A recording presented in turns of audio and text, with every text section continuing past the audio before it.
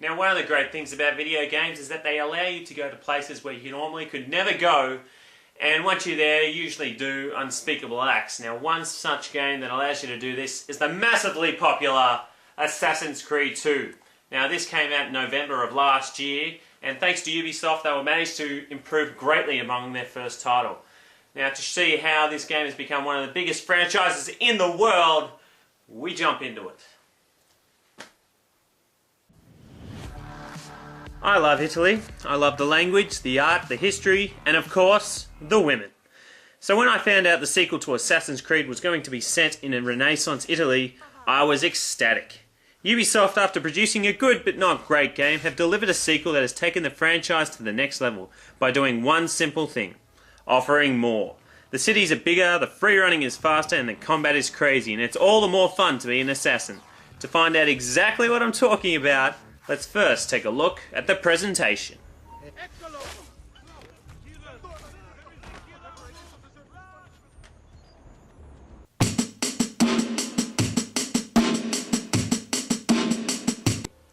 Assassin's Creed 2 picks up straight after the first game. With escaping from Abstergo, you'll soon reunite with the other modern-day assassins to continue the fight against the Templars. So it's once again into the Animus, but this time into Renaissance Italy. Here you will adopt the character of Ezio Auditore.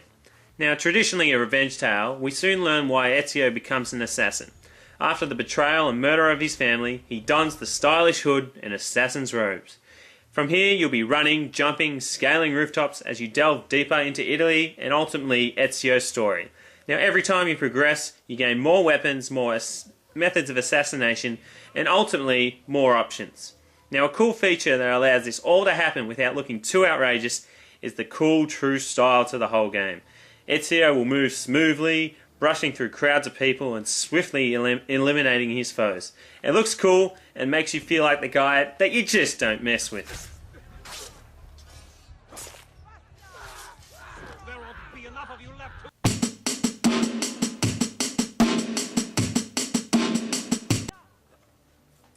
From the moment you look from the rooftops onto Florence, Tuscany or Venice, you'll realise that this game has outstanding art direction. Everything not only looks great, but it seems very close to detail to an actual Renaissance city, with certain buildings having historical references and many pop-ups. Now, the characters move more realistically. The Ezio's movements are incredible as he free runs, jumps and dives and kills.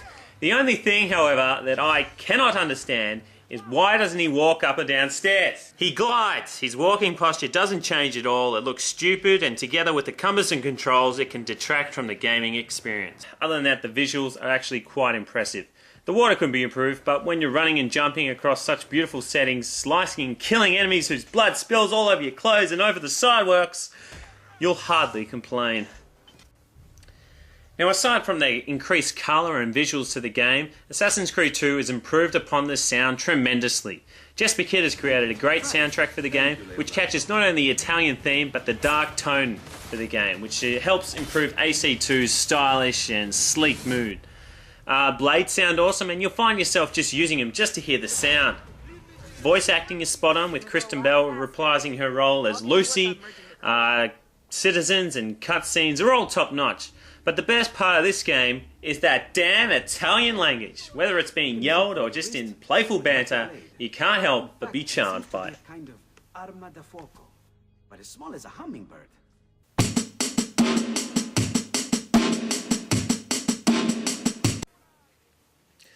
For the game that created the free running experience, climbing/jumping onto anything is as immersive and as easy as ever. More noticeably, it's a lot quicker than in AC1. After quite a long training tutorial, you'll soon be out eliminating enemies in a more refined and less repetitive fashion. Missions will have you eavesdropping on conversations, tailing people, hoist riding, or even flying into palaces in order to exact your revenge. A large range of weapons are available, and it's cool to see that they all have their own killing scenarios.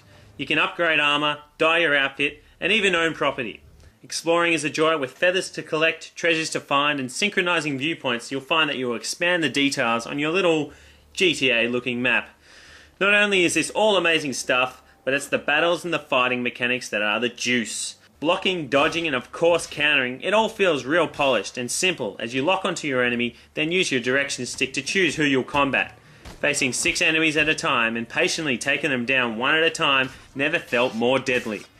And I haven't even begun to mention how to use your stealth to eliminate enemies, or even throwing dust in their eyes, or shooting a hidden gun, or throwing smoking bombs to disappear into thin air. I'm telling you, there is a lot, not only to the gameplay, but to everything in this game.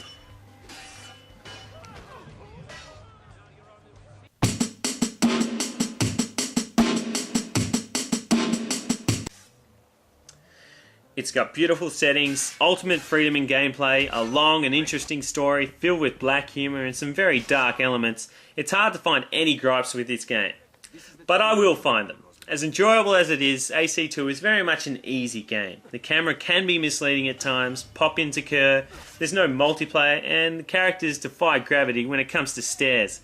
Also, the enemies don't seem to be the brightest people around there, but anyway, they're just small things in the game.